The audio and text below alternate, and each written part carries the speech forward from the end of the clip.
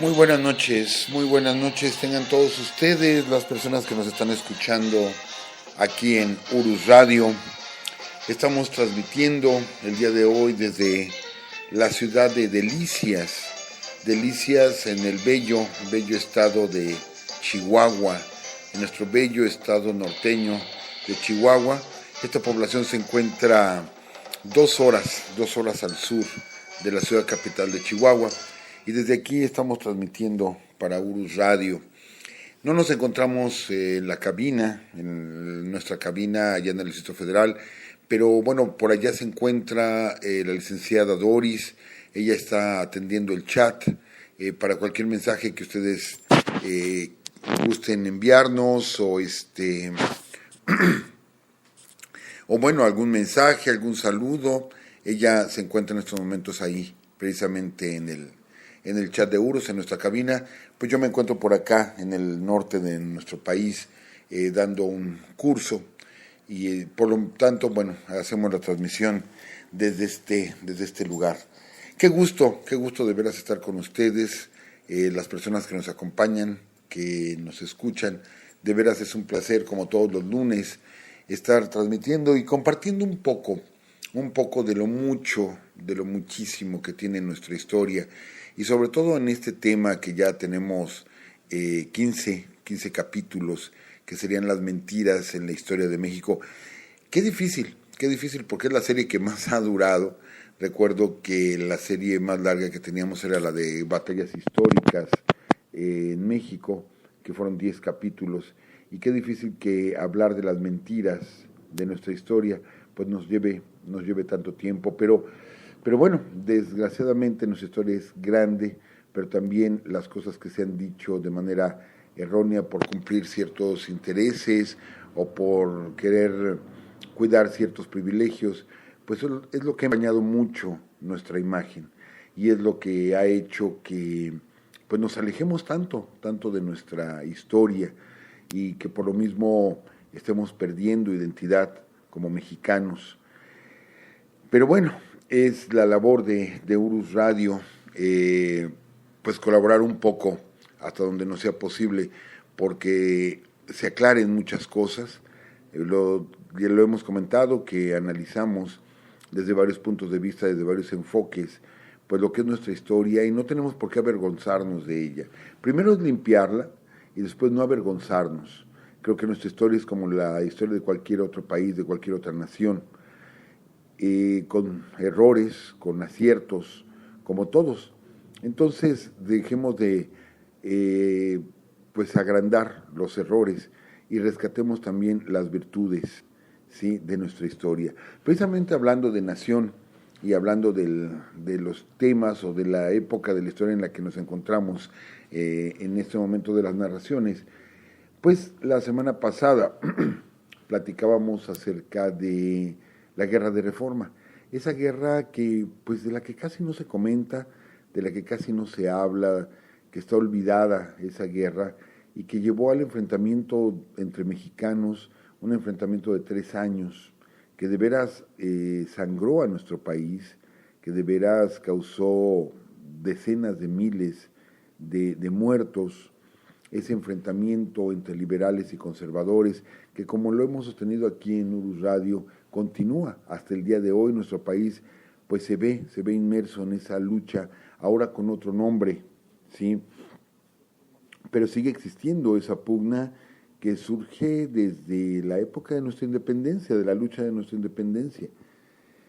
Y bueno, ya nada más para comenzar, precisamente estamos en el estado de Chihuahua, que una de las ciudades más al norte pues era lo que, bueno, se le conocía como Paso del Norte. Era el último pueblo en el estado de Chihuahua, ya para cruzar hacia los Estados Unidos, y hasta allá fue a llegar don Benito Juárez, sin violar la Constitución, ya que nunca puso un pie fuera de nuestro país, precisamente escapando de las tropas francesas, sí, que intervienen en México desde 1862. Pero bueno, a ver, vamos a ubicarnos. Termina la guerra de Reforma, 57, 58, 59, 60, termina la guerra de reforma, de pronto pensábamos que ya todo había terminado, que ya por fin México estaba en paz, pero no fue así. Los conservadores que ven, pues se ven derrotados, ¿sí? No se quedan conformes, ven que no tienen ya la posibilidad de derrotar al gobierno de Juárez, al gobierno republicano. Se dan cuenta de que las leyes de reforma se imponen, de que la Constitución del 57, de 1857, pues se va a imponer en el país y se va a aplicar. Y es ahí donde ellos ven tan dañados sus privilegios. Estamos hablando no solamente de aquellos hombres ricos y poderosos, sino también hablamos de instituciones como el ejército, hablamos de instituciones como la iglesia, que también se ven sumamente afectados por estas leyes de reforma. Ya lo hemos comentado en otras ocasiones, ya lo hemos dicho, en qué situación se encontraba el país. Estamos hablando de un país inmerso en el analfabetismo, donde teníamos aproximadamente 90% de analfabetas en México. Estamos hablando de un país, al finalizar la guerra de reforma, de un país con 8 millones de habitantes, que si hacemos cuentas o si checamos por curiosidad cuántos habitantes había o se calculaba que había en la Nueva España en 1810, teníamos 8 millones. Entonces, de 1810 a 1860, en 50 años, no aumentó la población, seguían siendo 8 millones. Entonces podemos decir que por cada persona que nacía, había una persona que moría. Por lo tanto, no había crecimiento poblacional, ¿sí? Y eso debido a qué? Pues a las constantes guerras, a la insalubridad que traía pestes, que traía daños muy serios a la salud. De hecho, es increíble este dato, de veras increíble, cuando a nosotros nos preguntan ¿qué promedio de vida es el que se tiene en diferentes países? Y hablamos de México. En México se tiene un promedio de vida de 73 años. Tenemos países que tienen un promedio de vida hasta de 80 años. Pero increíble, el promedio de vida, ¿sí?, durante esos 50 años era de solo 24 años. ¿Sí? Ese era el promedio de vida. ¿Y por qué bajaba tanto el promedio? No vamos a decir que toda la gente se moría al llegar a los 24 o 25 años, no. Se decía esto, o el promedio baja, ¿sí?, debido a tanta mortalidad infantil. O sea, morían muchos niños al nacer, muchísimos niños. Pero aquí llama la atención de que, los hospitales estaban a cargo de la iglesia, ¿sí? La educación a cargo de la iglesia. Los bienes, pues sabemos que mayoritariamente estaban en manos de la iglesia. Todo estaba organizado por la iglesia. Y esto desde la época virreinal, pues. Y cuando llegan los liberales al poder, pues se dan cuenta de que ellos son los que están frenando el desarrollo del país. Ellos son los que están frenando el desarrollo de nuestra nación. Recuerden lo que comentábamos, que también no nos lo quieren luego enseñar, pues como para no tomar a mal las actitudes de la iglesia, pero recuerden que era civilmente condenable no darle el diezmo a la iglesia. Esto es, dentro de las leyes civiles, ¿sí?, se iba a la cárcel si no le dábamos el 10% a la iglesia. A ese grado, o sea, ese era el grado de poder que tenía la iglesia. Comentábamos las cosas irónicas en el capítulo pasado de cómo la madre de Ignacio Comonfort, ¿sí?, asusada por su confesor, regaña al mismo presidente, de ella como mamá, regaña al mismo presidente de la República y lo hace abjurar la Constitución del 57 so pena de excomunión. Estaban amenazados y de hecho, se les excomulga a los diputados que habían aprobado la Constitución del 57 y todo por, insisto, como lo comentamos, seguimos los detalles, todo por el confesor de la madre del presidente. Ese era el poder de la iglesia, un poder enorme, pero verdaderamente enorme. Y bueno, tenemos casos patéticos, ¿no? Como esos conventos de clausura que existían en México. ¿Qué eran estos conventos? Esos conventos estaban formados, o su población estaba hecha por gente donada. Sí quiero que de nuevo subrayar, porque siempre, luego vienen algunos comentarios, pocos, pero llega a haber algunos comentarios de que si somos anticlericales. No es como tal, estamos hablando de la parte histórica y nunca hemos estado en contra de las creencias religiosas de alguien, sino en contra de la manipulación que han hecho, ¿sí? Las iglesias como institución. Y les pongo de nuevo este ejemplo, en lo que estaba. Esos famosos conventos de clausura, donde todo aquel rico, aquella persona poderosa, que tenía una hija, por ejemplo, una hija bastarda, porque ahí se les mencionaba, esto es una hija ilegítima, eran entregadas en estos conventos como donadas y se les donaba para toda la vida.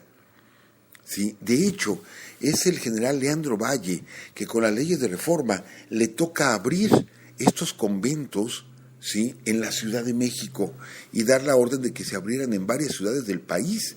Se abren estos conventos en Guadalajara, se abren estos conventos en Guanajuato, etcétera, en varios lugares, en Morelia, y de pronto llegan las tropas, llega la autoridad, abre el convento, se espantan las religiosas que estaban ahí y les decían, son libres, sálganse. Y ellas no habían conocido, ¿sí?, más allá que las paredes de ese convento. Y ellas mismas decían, es que ¿qué vamos a hacer allá afuera? ¿Sí? Ni siquiera conocemos el mundo. Y Leandro Valle les decía, es que salgan y conózcanlo. O sea, acá afuera hay muchísimas cosas, ¿no? Pero así vivían, o sea, se les entregaban a estas niñas recién nacidas que venían de una relación ilegítima, se les daba en el convento y ahí crecían, ahí se desarrollaban y ahí morían. Y todo porque, bueno, tenían que estar en constante oración o en constante penitencia por orden de la iglesia. Esto, fuera de la, como dijéramos, fuera de las creencias religiosas de alguien, resulta cruel. Definitivamente resulta cruel porque la persona no tenía ninguna opción. Si ya, creo yo, es una opinión personal, totalmente personal, si ya tiene la suficiente edad para decidir su vida y decide enclaustrarse, ¿sí?, de acuerdo, pero cuando son de brazos, niñas de brazos, y no tienen mayor posibilidad, mayor opción, y se les enseña y se les educa que si traspasaran esas puertas se van a condenar, porque sabemos que manejaron el terror, totalmente el terror para convencer a la gente, y esta gente permanecía ahí, encerrada, estas mujeres ahí encerradas por toda su vida. No sé cuál es el afán en ocasiones de querer negar todo esto, cuando todo esto es completamente histórico. ¿Por qué nos lo ocultan? ¿Por qué no se comenta? Sabemos que hasta 1860, México, que ya nace como nación, no es respetada, El país no es respetado. España tardó muchos años en reconocer la independencia de México. No somos respetados. Por eso tuvimos 2 intervenciones francesas, la intervención norteamericana que nos arrebata más de la mitad del territorio, etcétera. O sea, porque no le imponíamos respeto absolutamente a nadie. Ahora, después del 47, que los conservadores son los que se niegan a seguir luchando y le entregan el territorio a los norteamericanos, pues era para que hubieran puesto un ejemplo de unidad en el país, para que hubieran luchado por el país, pero no, siguieron ensangrentando al país. La lucha continuó y es algo que no podemos negar.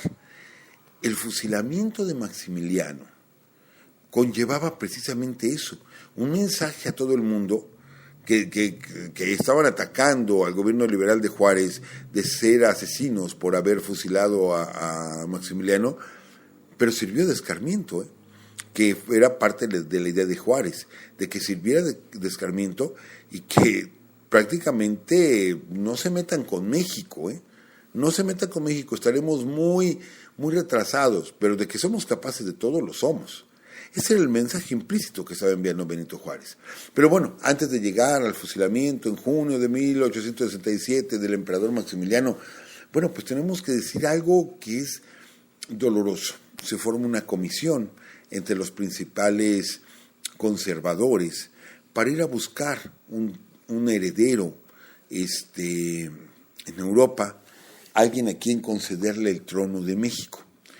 Empezando, ¿sí? ¿Cuál trono? O sea, ¿cuál trono le voy a ofrecer si en México no hay trono?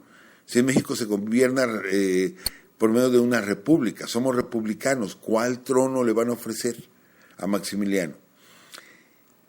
Realmente, y también lo tenemos que decir, realmente fue engañado Maximiliano, fue engañada Carlota, desde el momento que les dicen que aquí se les va a recibir con todo gusto, con todo placer, que la gente está ávida de su llegada a estas tierras, realmente se les miente.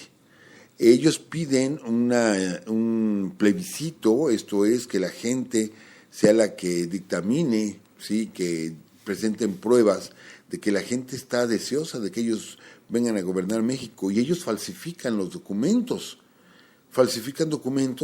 para poderles demostrar allá en Europa, ¿sí? Lo que según esto estábamos anhelando tener a un emperador aquí. Pero ahora uno dice, está bien, los podrían haber engañado ya, pero que no había representantes en México de esos países. Sí, sí los había. Claro que había representantes, y ellos sabían cómo México estaba recién saliendo de una guerra. Ellos sabían que la crisis mexicana era tremenda. Nuestra minería, que era nuestro principal producto de exportación y donde México conseguía pues ingresos económicos fuertes, estaba totalmente detenida. Las aduanas habían sido entregadas a manera de, como dijéramos, para pagar las deudas que teníamos. Miramón, cuando fue presidente de México, que ya comentamos de Zuluaga, comentamos cómo Zuluaga le da el poder a Miramón mientras Juárez está huyendo. Miramón necesita dinero para armar a su ejército, porque sabe que la lucha es larga, ¿sí? Y Miramón va con un banquero apellidado Jeker, al cual le solicita varios millones de pesos de préstamo y le da unos bonos para cobrar, ¿sí? Apenas termine la revolución, como ellos lo manejaban, que nosotros conocemos ahora como la Guerra de Reforma, ¿sí? Y los firma como presidente de México. Pero si nos vamos a la parte legal, sabemos que él no era el presidente de México, definitivamente no lo era. Bueno, cuando Juárez regresa a la Ciudad de México, después de que es derrotado el ejército conservador en Calpulalpan, Estado de México, de pronto se aparece Jeker y dice, señores, ustedes me deben muchísimos millones de pesos. Y lo que dice el gobierno de Juárez, a ver, momento, señor, nosotros no nos endeudamos con usted. Ese fue Miramón, vaya y cóbrele a Miramón. Y dice, no, se endeudó el gobierno de México, sí, pero el otro no era presidente legítimo, lo siento, pero ustedes tienen la deuda que Benito Juárez no reconoce, y entonces el señor Jeker va y se queja con los franceses, y los franceses vienen por el pago de los bonos Jeker. Asimismo envía una flota a España, una flota a Inglaterra, justo en el momento que Juárez decreta la moratoria. Pero fíjense bien, se decreta la moratoria, esto es, se los voy a pagar después, ¿sí? Con intereses. Ahorita no tengo para pagarles. México viene de esa guerra de 3 años, México es un país analfabeta, México es un país sin industria, México es un país sin unidad, y México todavía sigue siendo un enorme país, a pesar de tantos kilómetros que perdimos, aún sigue siendo un país enorme, ¿sí? Y bueno, un botín ideal para las potencias europeas. Ahora sabemos que, bueno, ya se había consolidado los Estados Unidos de Norteamérica. ellos vienen de una guerra civil, una guerra entre estados esclavistas y no esclavistas, una guerra que ganan los norteños bajo las órdenes de Abraham Lincoln. Y bueno, la doctrina Monroe establece que América para los americanos. Esto es, que no se permita que gobiernos extranjeros o imperios europeos vengan a meterse a estas tierras. ¿Y qué es lo que sucede? Quizá, podrán argumentar, quizá cuidándose las espaldas, lo que hacen es proteger, primero, reconocer al gobierno legítimo de Benito Juárez, eso hacen los norteamericanos. En segundo lugar, empiezan a ofrecerle el apoyo a los mexicanos. Cuando termina la guerra civil, de hecho vienen varios militares norteamericanos que se unen a las fuerzas de Benito Juárez. ¿Sí? Pero bueno, nos estamos adelantando otra vez. De hecho, antes de llegar a esa parte, esta comisión de mexicanos se presenta ante Maximiliano, ante Carlota, y los convencen de que vengan a México. Son cosas que, bueno, podemos ir al análisis. Y es difícil, como les dijera, no apasionarse en todo esto. ¿Por qué tienen que ir al extranjero? Miramón, cuando muere fusilado, dice, me acusan de traidor, pero no es cierto. Miramón pelea en Chapultepec en el 47. No muere, queda herido, pero es uno de los niños héroes. Miramón es uno de los niños héroes, aunque no muere, sí. Pero posteriormente, él es de los que acepta que venga Maximiliano a gobernar. Pero después él mismo confiesa que él no estaba de acuerdo en que los franceses hubieran venido. O sea, él tenía pleito con los franceses particularmente. La situación de Miramón, el que se le apodaba el joven Macabeo, recordando una historia bíblica como defensor de Dios a los macabeos, defensores de Dios, ahí le dicen el joven Macabeo. ¿Por qué? Pues porque defiende a Dios, defiende a la iglesia. ¿Sí? Eso es lo que está haciendo. Ahora, a la llegada de Maximiliano y de Carlota a bordo del Novara al puerto de Veracruz, ellos se prepararon para bajar con toda gala y pompa al puerto, porque serían muy bien recibidos. Pero ¿cuál sería la sorpresa de ellos? De que no se presenta un alma.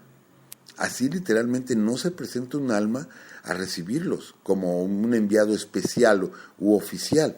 Estaban ahí los militares, estaban ahí los franceses, estaban ahí los belgas, sí, la guardia belga de Carlota, estaban esperándolos, pero el pueblo no. El pueblo se encerró en sus casas como una forma de rechazo a la llegada del emperador. Estamos hablando de 1864. Pero bueno, otra vez nos desviamos un poquito.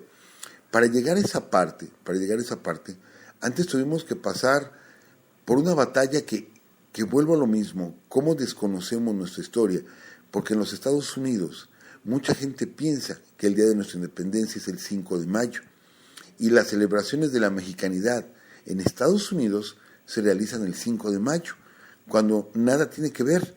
Es más, podríamos decir que es una batalla que le convino muchísimo a los norteamericanos que ganara México, puesto que con eso frena el avance de los franceses, que los franceses podrían haber hecho una tenaza, ¿sí?, y meterse por el sur al territorio norteamericano e invadirlo.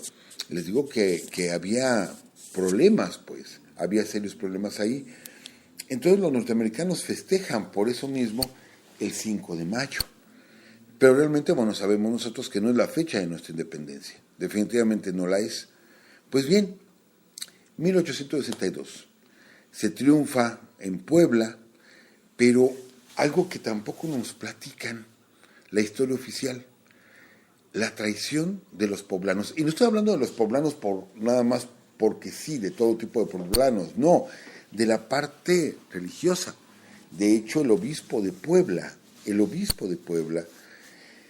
da la orden y dice que aquella persona que ayude, fíjense bien lo que es la traición, aquella persona que ayude, ¿sí?, a los liberales, al ejército republicano, va a ser excomulgada. O sea, ¿cómo es posible? ¿Cómo es posible? Y eso es lo que vamos a entender. ¿Cómo es posible que como iglesia, que ellos no se tienen que meter en asuntos políticos, lo suyo es la cuestión de la fe, no tiene por qué meterse en asuntos políticos, pero amenaza con la excomunión a aquella persona que ayude a Zaragoza? ¿Sí? De hecho, Zaragoza pide apoyo al pueblo poblano y no llega el apoyo porque están amenazados. Y luego la tragedia. La tragedia cuando 1200 jinetes oaxaqueños, que ya, digamos, era un cuerpo que había estado peleando durante la Guerra de Reforma, era un cuerpo muy experimentado, era la caballería, y esa caballería la estaba esperando Zaragoza, cuando 2 días antes de la batalla del 5 de mayo llegan los oaxaqueños, si mal no recuerdo fue en Chalchicomula, si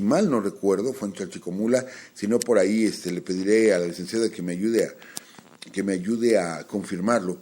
Fue en esa población donde llegan los oaxaqueños, ¿sí?, pero se meten a un edificio oficial donde estaba guardada pólvora, muchísima pólvora, que iba a ser cambiada de lugar para que en ese edificio se quedara a dormir la tropa.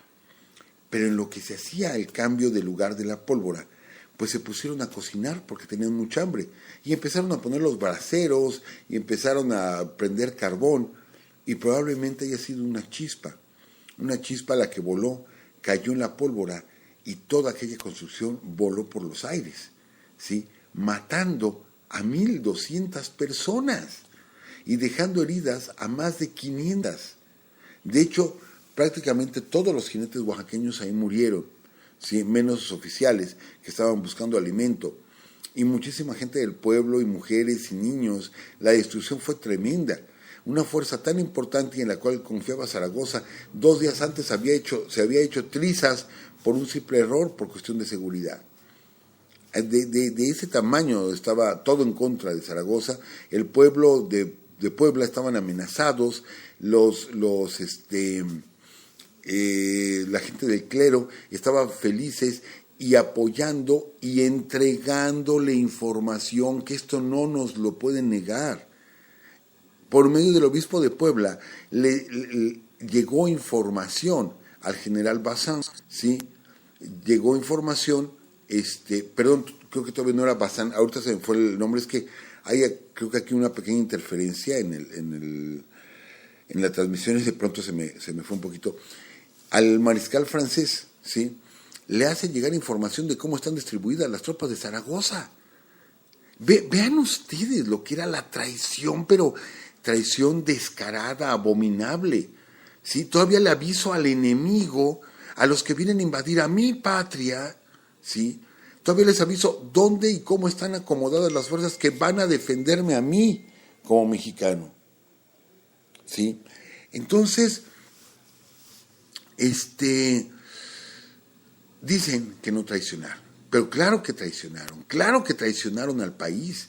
El solo hecho de que los conservadores hayan ido a ofrecerle el trono, que no existía, pero ellos le iban a hacer el trono de México a un príncipe europeo, el hecho de estarle pasando información a los franceses de cómo estaban acomodadas las tropas mexicanas, y cómo se iban a defender. ¿Qué más se puede decir? ¿Cómo es posible que nos digan que ellos son los que lucharon por México, cuando al contrario, ellos son los que entregaron al país, entregaron a la nación? Ellos son los verdaderos traidores.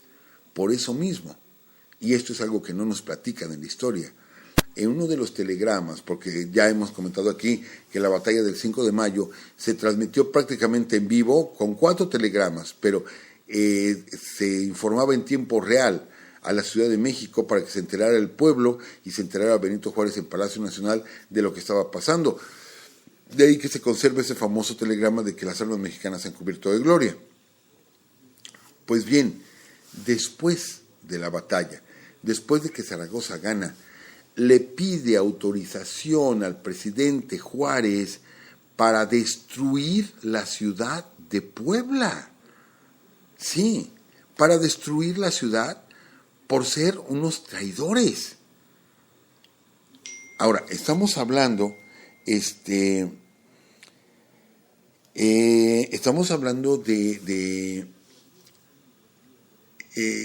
¿cómo les dijera? De un momento culminante en la historia. Era la venganza, era la sed, la necesidad que tenían los conservadores, la iglesia, de triunfar a costa de lo que fuera. A ver, es que nos está llegando en este momento un mensaje de la licenciada Doris, desde la Ciudad de México, que con todo gusto compartimos con ustedes. Nos está diciendo la licenciada que enviemos saludos al señor Javier Vadillo, que está en el chat, al señor Víctor Amos Urrutia, de veras, que nos ha estado enviando mensajes y que no los hemos leído. De veras, gracias por escucharnos, y en esta ocasión también está atento a la transmisión. Un saludo muy fuerte para todos ellos, y nos está recordando algo bien importante la licenciada Doris allá en cabina. Nos está recordando, hoy es 21 de marzo, día del natalicio precisamente de don Benito Juárez, y estamos hablando de una época importante, muy muy importante para México.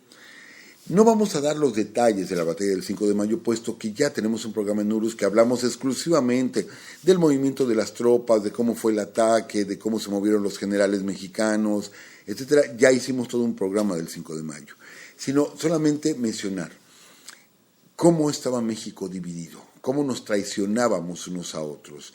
Los ingleses y los españoles se retiran de México, los franceses siguen. Lo de los bonos ya que era realmente un pretexto para podernos invadir, para poderse apropiar de más territorio. ¿Por qué? Porque sabían la riqueza que se había llevado España, y que España se había convertido en una potencia gracias a la riqueza que tenía esta tierra, ¿sí? El virreinato de la Nueva España y el virreinato del Perú. Y por eso había sido una potencia que al final terminaron sucumbiendo. Bueno, pues fueron por los errores que cometieron, pero la riqueza aquí estaba y los franceses la querían. Pero vino una gran sorpresa. Resulta que, a decir de muchos, el mismo Maximiliano, el archiduque, pues resultó en ocasiones hasta más liberal que los liberales, ¿sí? No solo no quitó las leyes de reforma, las leyes del 57, sino que en algunos casos las endureció. Las endureció porque le parecía que era completamente justo lo que estaba escrito en la Constitución. Creo que mucha gente ha satanizado a Maximiliano. Yo lo veo como una persona ingenua. Una persona ingenua que por su ambición, la visión de él, de Carlota, de tener un imperio, ¿sí? Lo hace convencerse de que todo va a estar bien en México. Pero no fue un mal gobernante, en algunos aspectos, en otros sí, porque dictó una ley donde se iba a fusilar a todo aquel que apoyara a las fuerzas juaristas, y lo cumplieron y ensangrentaron el país con esa ley, que después esa promulgación de esa ley es la que lo lleva a juicio ahí en Querétaro, y lo que va a provocar su condena a muerte, ¿sí? Pero aparte, bueno, él se tenía que dar cuenta de que era un extranjero y que la gran mayoría del pueblo no lo querían. Había otros que sí, y vamos a decirlo, pues gente cercana a la iglesia, que bueno, ellos adoraban estar bajo las órdenes de un emperador, ¿sí? Entonces, esa